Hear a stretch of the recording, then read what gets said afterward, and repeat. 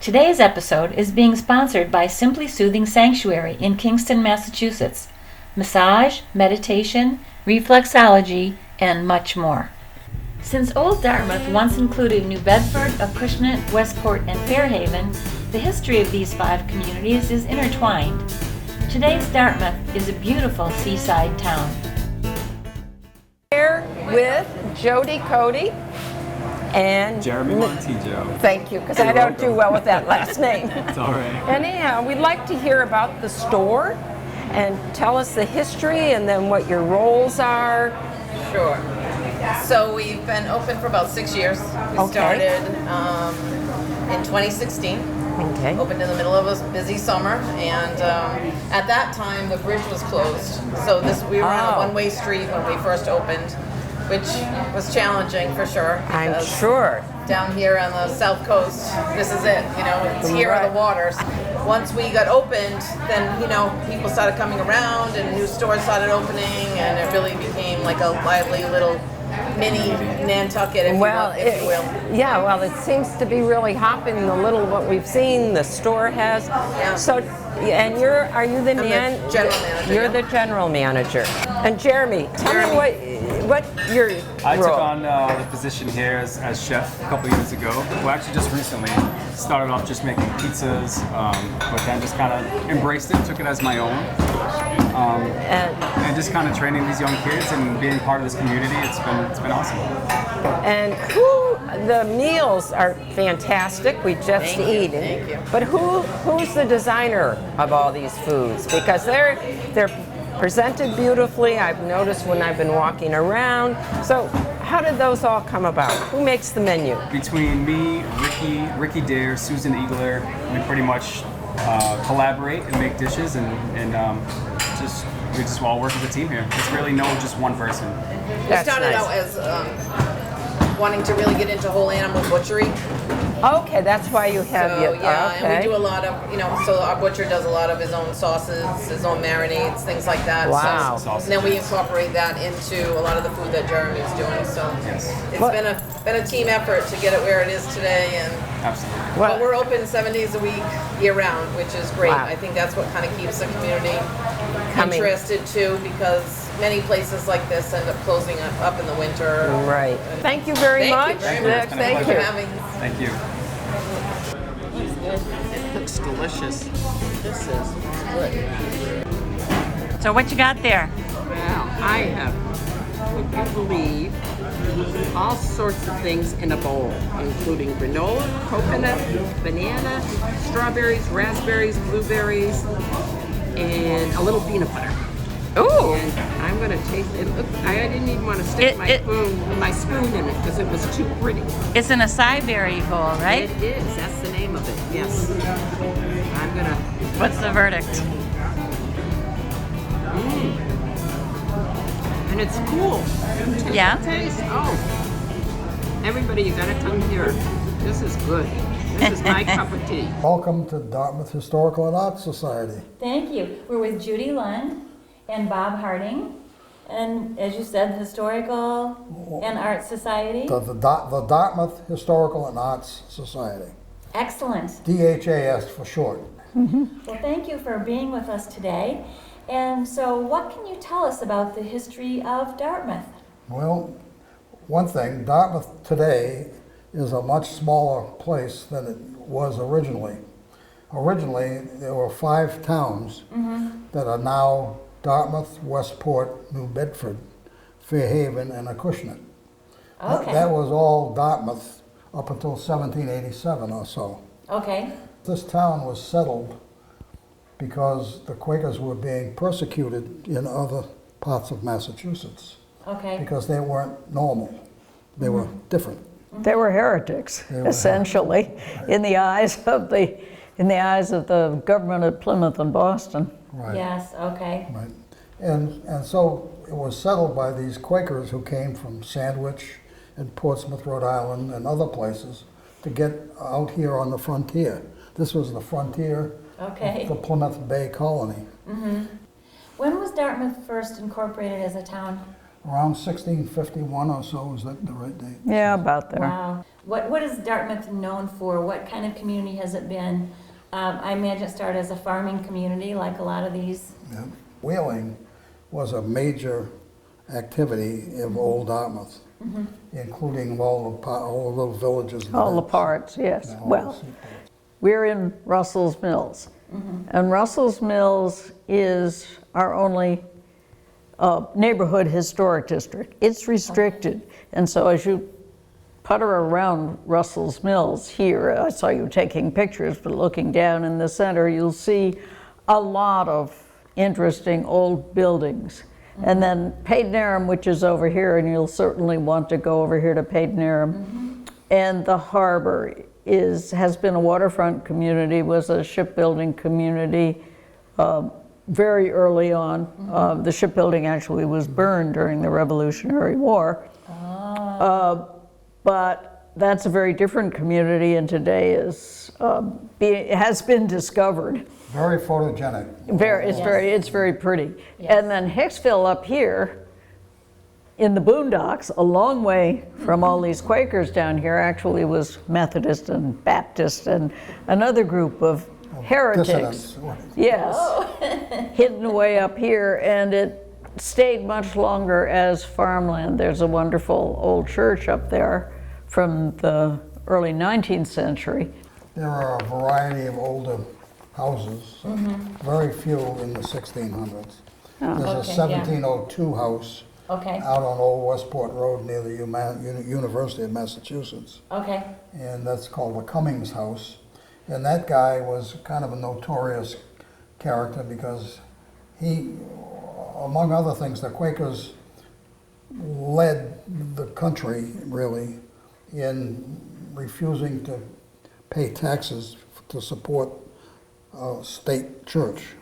Oh. And they created the fight that started the separation of church and state in this country. Oh, okay. I didn't realize that. One of the early people that did it was a constable named Philip Cummings, who lived in the house I just discussed. And he decided not to collect the tax that was going to pay for the minister. And they took him and put him in jail for that. And he died in jail, leaving a family of eight or nine children, Oh. one of whom was born after he was in jail. Oh. And so he was kind of a martyr to the cause of separation of church and state. Yeah. And other Quakers followed him and chose to go to jail, and the other Quakers supported them. And the Quakers did a lot that brought us some of the freedoms that we think of as all-American freedoms. Yes. And it started here in Dartmouth. Wow. And they were very democratic with regard to the blacks, the Native Americans, and women after a while. So who are some famous people who are from Dartmouth? Paul Cuffey was a black leader Yes. who was supposedly one of the richest black men in the world, and he was also a stalwart in the fight for equality and voting rights and stuff like that. Yes. He was very famous. Okay, well, thank you again for being with us Thank today you. Okay. and for informing us about the rich history, old history of Dartmouth. We really appreciate it. I like what you're doing and how you're doing it. You're really modern Grammys. We hope so. All Well, right. we're having fun. Thank you. Thank you. Gaspars was established in 1923 by Manuel and Justina Gaspar, who had emigrated from Lisbon, Portugal. Third generation owner Robert Gaspar gave us a tour of their facility. Okay. Well, welcome to Gaspars Sausage Company. We're a manufacturer of Portuguese smoked sausages, linguiça and chorizo. Linguiça being a mild sausage, and chorizo being the spicy hot sausage. Now the room we're going into is our kitchen, and this is where we grind the pork.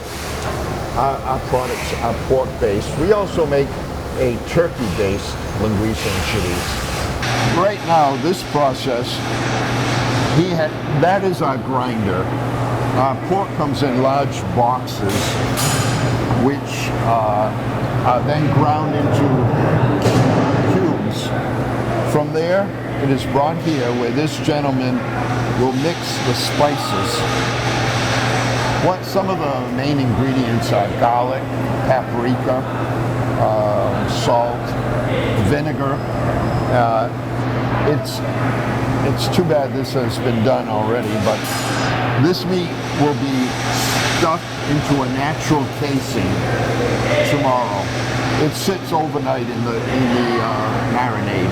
And so then this meat is ready to be stuffed out. This is chorizo, which is the spicy sausage. This is chorizo. It's a wider diameter sausage. Linguiça is rope style.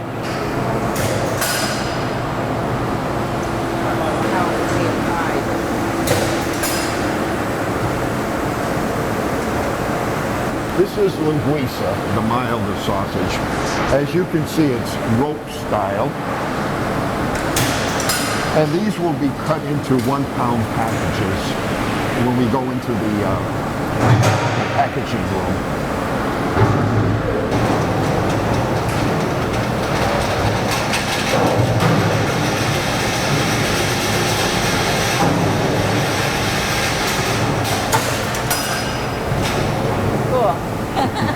That was good.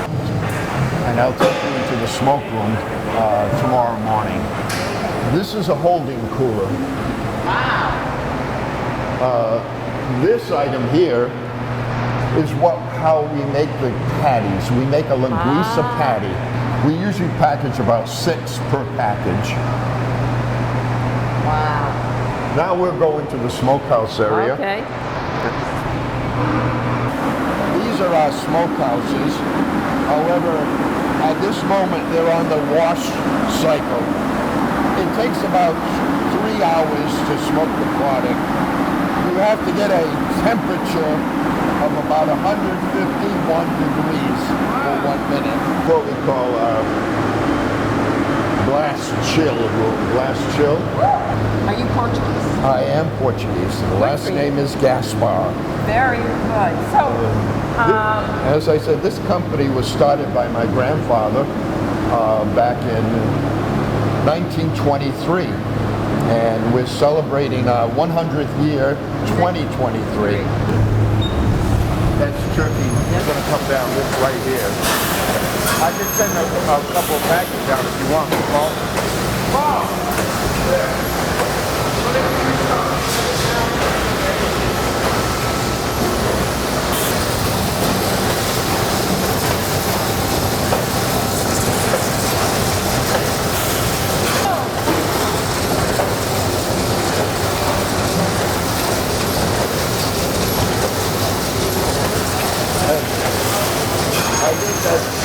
Just put a few on. Come this way. These are linguiça franks. We also make them in chorizo, the spicier sausage.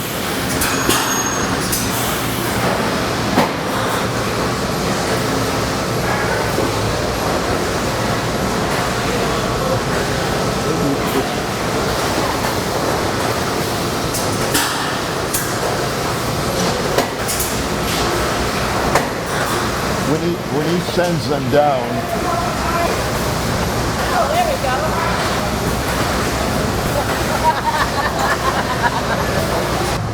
Then the product is boxed, weighed, and shipped to the warehouses of many of the supermarket chains. We're in all the major supermarket chains, and our sales are primarily on the East Coast, the Carolinas, and we do quite a huge business in Florida. That sign comes from the second facility where we manufactured linguiça. This was in New Bedford on Dartmouth Street, so we brought the sign with us, and we'll show you pictures here. This is Manuel Gaspar, the founder, and his wife, my grandmother and grandfather, Justina and Manuel Gaspar. This is the second plant. Originally, it was made in their garage, on 14 Circuit Street in New Bedford. 53, we moved to this facility in Dartmouth, actually, on Dartmouth Street. And that was a big celebration, 1953. My grandmother and grandfather had 5 sons, and they all were involved in the business. They created their own workforce, so to speak. But they had 5 sons. And they did have a daughter later who was an adopted child, a friend of my grandmother's who died in childbirth, and they adopted this young lady. And I want to know which one's your grandfather. I think I've guessed This is my it. grandfather, and his. I mean your dad. Oh, my dad is here. Oh, guessed the wrong one. This is Alfred Gaspar. He was the oldest boy. Then Fernando is my father. This is Joseph. This is Tobias. Tobias is who I thought would be your father. And this is Charles. Wow. And they have all passed on. I'm 3rd generation here with Charlie, my partner, Charlie. And Charlie also has 2 boys who are the 4th generation. And one of those sons has 2 sons as well. So we also go into the 5th generation. Wow, and they're working here? They are. His father was the last one, Charles. Okay. And this is an original picture from the garage on 14 Circuit Street. Wow. This is my Look grandfather. at that. Yeah. What's the volume of sausage that you make on a daily, weekly basis? On a weekly basis. It changes week to week. Summertime is our peak season, and you probably average about 60,000 pounds for the week. Wow. That's impressive. It runs anywhere between 40 to 60, averages between 40 and 60,000 pounds a week. Wow. So how much sausage do you 2 eat? I like it. I like it very much. Do you have lots of recipes or your Oh, family? we do, and I'll give you some to take Oh, with I you. like that. Yeah, That's good. and we have a wonderful website where people can go and order. People have moved away from the area. Mm-hmm. During the summer season, we kind of close it down a bit, but as soon as winter arrives or the fall, we box it and ship it all over the United States. A lot of people who've originally from New Bedford area, relocated to California or Hawaii or wherever, we'll ship it to them. We're here at the Sail Loft restaurant in Dartmouth with Pete Biondi, and he is the manager. Yep. Thank you for being with us today. Thank you guys. Thank you, Grannies, for coming. Sure. So tell us a little bit about the restaurant. So the restaurant, we had taken it over about a year ago. We went through quite a bit of renovations. But this restaurant has been a restaurant part of this Dartmouth and Fairhaven neighborhood for a very long time. It was once down the street, and then it moved to this location. It's gone through a couple different owners, but it's always been a local watering hole for everybody in the area. Great. But what are your specialties? I'd say that most of our specialties, I mean, to me, it's the perfect place for a lobster roll. We sell a lot of them. I think that they're absolutely delicious. The mussels, though, is another one of our big sellers, and then the swordfish tacos as well. Oh, I think we're going to try those. Yeah, very So good. it's all, I assume, local fish. Yes. I mean, we try our best to keep it as local as possible. Some things we Can't. obviously, yeah, we can't, so we get them from other places, but everything like oysters, scallops, things like that, we try and keep it as local as possible. Excellent.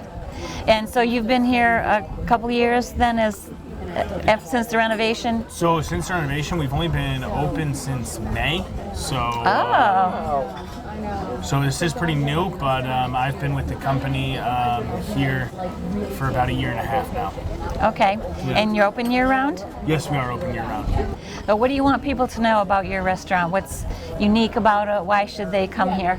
I mean, I personally think it's one of the best sunsets. Fairhaven Harbor was also voted one of the best harbors in America. So I think that's an absolutely amazing thing for us.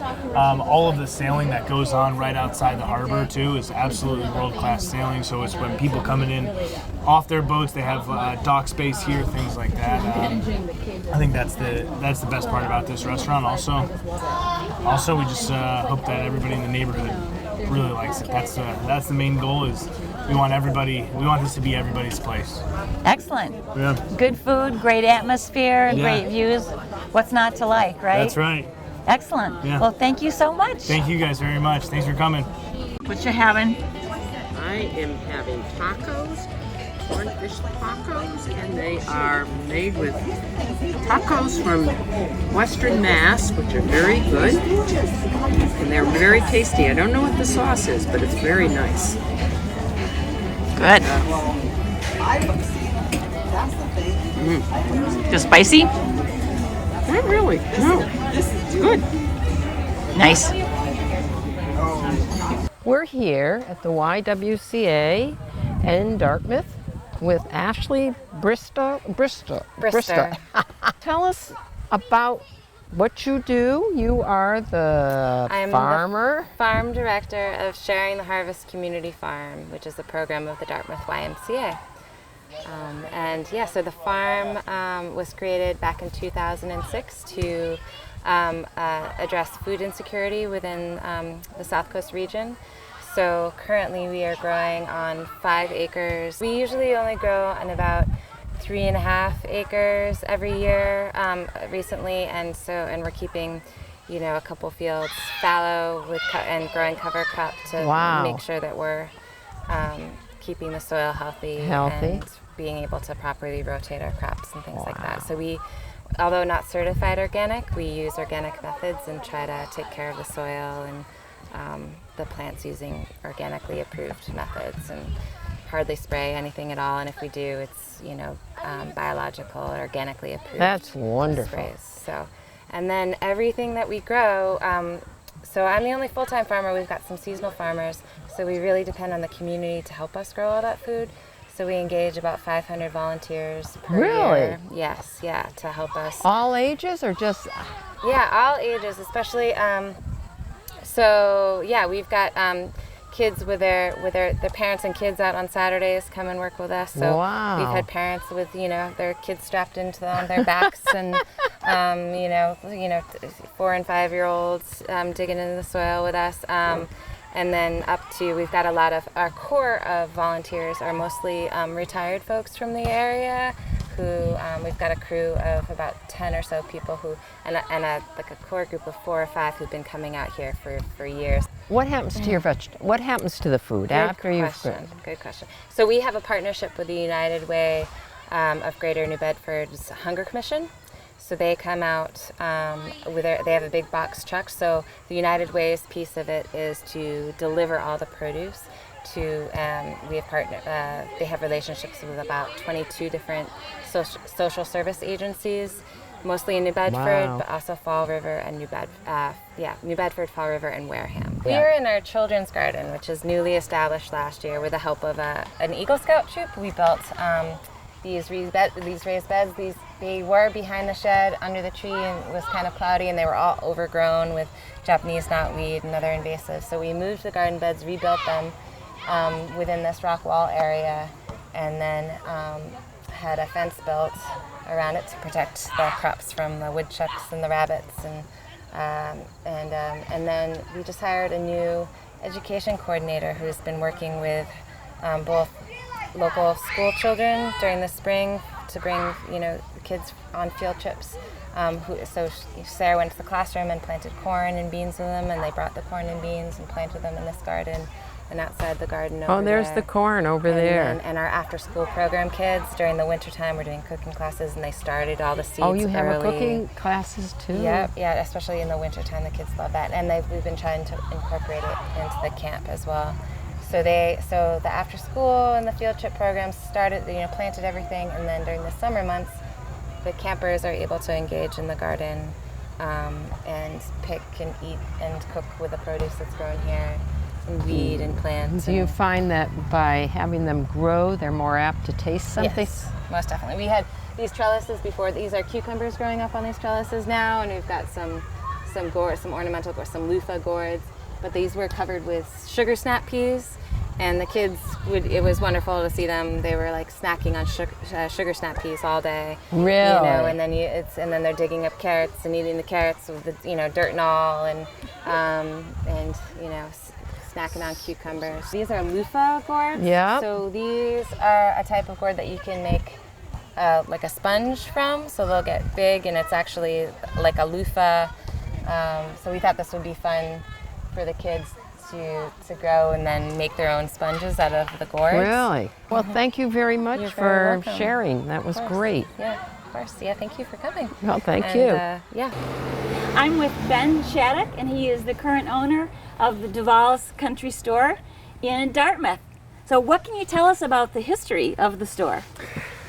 Davoll's is the oldest general store in America, built in 1793, at least this section right behind us is, and then down there were some old horse stables built in the 19th century. The store has been a real central meeting point for the town for hundreds and hundreds of years.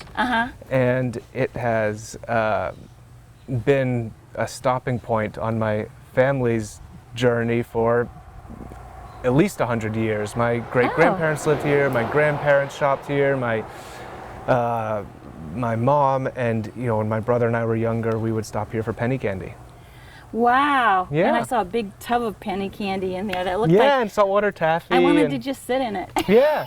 And the store itself now, it's basically 5 stores in one. It's a country pub, so you can get a Guinness or a whiskey. It's a sandwich place, cafe. There's a really thriving bookstore. Our bookstore outsells the bar most weeks. Wow. Yeah, which just goes to show what people are invested in these days. Yes. And a small green grocer, and the eggs, the cheese, the meat, it all comes from within pretty much a 10-mile radius. So it's a real local grocer. Oh, wonderful. How long have you owned it? Almost 2 years. Yeah, almost 2 years. So it's a new operation. My brother and I bought it together. Great. Yeah. Do you have a background in retail or anything similar, or are you just... No, just a lover of nostalgia and this area. I live just under 10 minutes down the road. My parents live 10 minutes down the other way, and I just love this town, and I feel like it's a shire. It's just a beautiful place with rolling hills down to the water and farmland, and a beautiful bay, and I just think it's wonderful. So no, I just wanted to